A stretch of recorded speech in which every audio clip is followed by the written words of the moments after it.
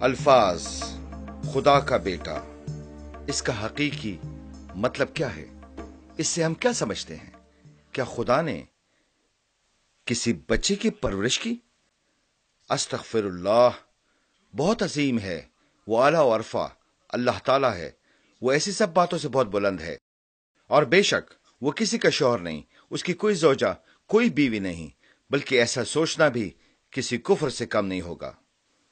اور قرآن شریف کا بھی کچھ ایسا ہی بیان ہے، اور ہم اس سے پوری طرح اتفاق کرتے ہیں۔ وہ لوگ جو حضرت عیسی مسیح کے پیروکار ہیں، انہیں اس بات میں کوئی شک و شبہ نہیں، اس بیان کے ساتھ کوئی جھگڑا نہیں ہے۔ مختلف تھا، ہم اس کی مخالفت نہیں کرتے، بلکہ اس کے برعکس ہیں۔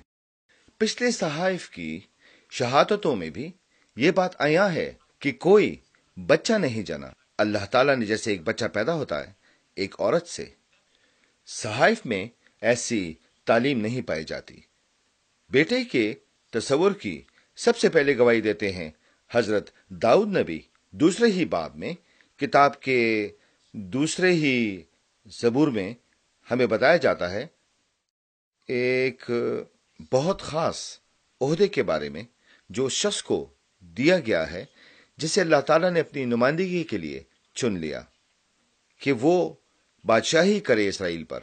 لہٰذا اللہ تعالیٰ اسے مقرر کرتا ہے اپنا خلیفہ، اور خاص طور پر 7ویں آیت میں اس شخص کے بارے میں بات کرتے ہوئے وہ کہتا ہے کہ تو میرا بیٹا ہے، آج تو مجھ سے پیدا ہوا۔ اس وقت کی تہذیب و ثقافت میں جب کوئی عظیم بادشاہ بات کرتا اپنے کسی تابع فرمان بادشاہ سے یا پھر اپنے کسی نمائندے سے جو بادشاہت کے کسی حصے کا حاکم ہوتا، تو وہ اس فرد کی بات کرتے ہوئے نہ صرف اس کو اپنا خادم بلکہ یہ لفظ استعمال کرتا خداوند۔ لیکن اکثر اوقات ان تعلقات کو ایک بڑے بادشاہ کے دوسرے بادشاہ کے ساتھ تعلق کو اس طرح بیان کیا گیا جیسے باپ اور بیٹا، اور بیٹا اور باپ۔ اور اس زبور میں ہمیں کیا نظر آتا ہے؟ 3 خیالات کو ایک میں سمویا گیا ہے۔ وہ مسیح ہے، وہ مسح کیا ہوا ہے، بادشاہ ہونے کے لیے مسح کیا ہے۔ آپ بادشاہ ہو، آپ میرے نمائندے ہو، آپ خلیفہ ہو، اور مزید یہ کہ آپ کو بیٹا کہا گیا، آپ کا ایک خاص تعلق ہے۔ ان تینوں کو ایک میں سمویا گیا، مسیحا، بادشاہ، بیٹا۔ قرآن مجید میں مثال کے طور پر سورۃ المومنین کی آیت نمبر 91 میں ہمیں صاف طور پر بتایا گیا ہے کہ نہیں، اللہ تعالیٰ نے کسی بیٹے کو جنم نہیں دیا، کسی بیٹے کو جنم نہیں دیا اللہ تعالیٰ نے۔ پھر یہ مزید وضاحت کرتی ہے ایک جگہ اور، سورۃ الانعام آیت 101، اس کی اولاد کہاں سے ہو جبکہ اس کی بیوی ہی نہیں۔ عربی میں بیٹے کے لیے 2 الفاظ استعمال ہوئے ہیں، ایک لفظ ہے ابن اور دوسرا لفظ ہے ولد۔ ابن ایک وسیع اصطلاح ہے جو اکثر مجازی طور پر استعمال ہو سکتی ہے، جس کا مطلب انسانی جسم سے پیدائش نہیں۔ قرآن مجید خود اس مجازی اصطلاح کو سورہ البقرہ کی آیت نمبر 215 میں استعمال کرتا ہے، جہاں مسافروں کو ابن السبیل یا راہ کے بیٹے کہا گیا ہے۔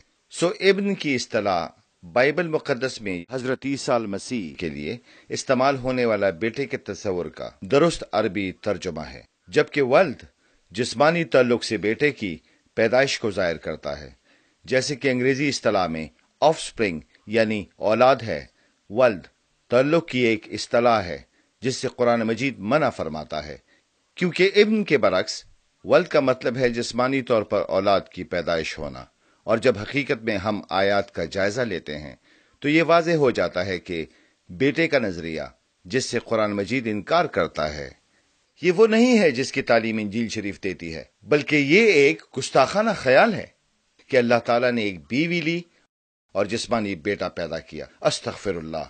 اس طرح کوئی اختلاف نہیں انجیل شریف اور قرآن مجید میں نظریے پر، یہ ایک جیسا ہی ہے، کیونکہ یہاں بات جسمانیت کی نہیں ہو رہی، کیونکہ وہ ممنوع ہے، بلکہ ایک خاص تعلق کی بات ہو رہی ہے۔